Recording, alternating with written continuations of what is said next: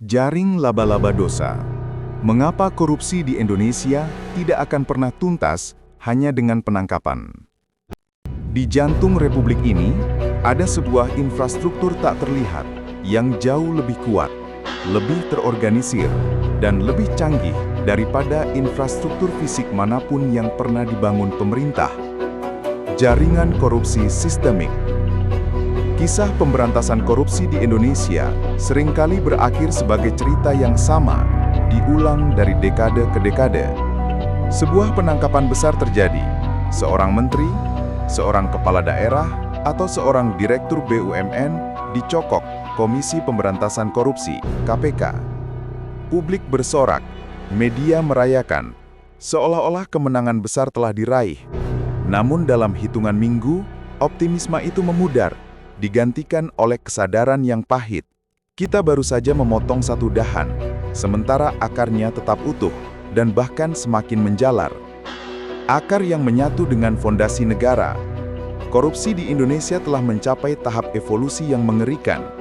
Ia bukan lagi sekadar tindakan individual yang serakah.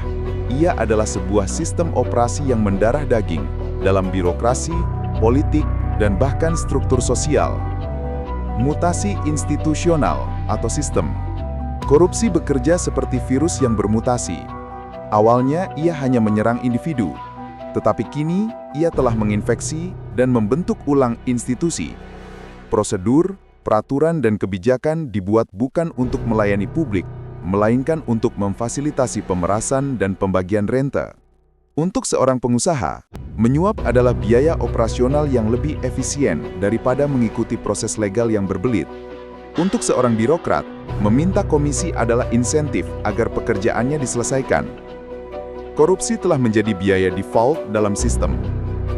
Jaringan laba-laba elit atau kekuatan.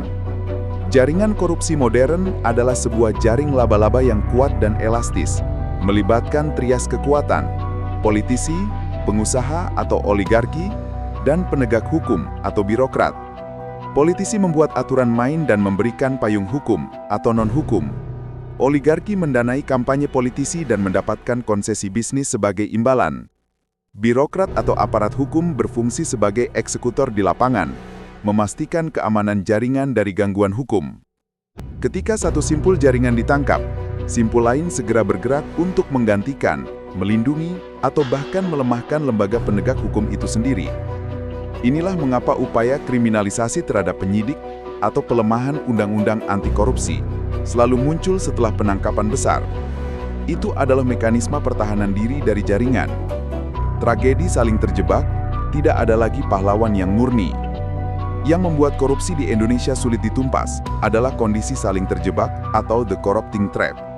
Jaringan ini telah menyentuh hampir semua orang, menciptakan situasi di mana juru bersih pun ternoda.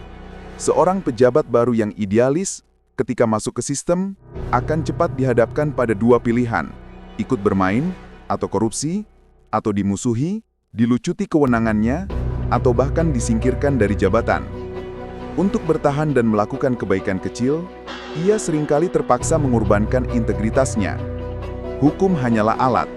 Lembaga penegak hukum tidak bisa lagi bergerak bebas, karena setiap kasus yang mereka tangani hampir pasti akan menyentuh kerabat, kolega, atau bahkan atasan mereka sendiri yang berada dalam jaringan yang sama. Hukum, alih-alih menjadi pedang keadilan, seringkali menjadi perisai atau alat negosiasi di tangan elit.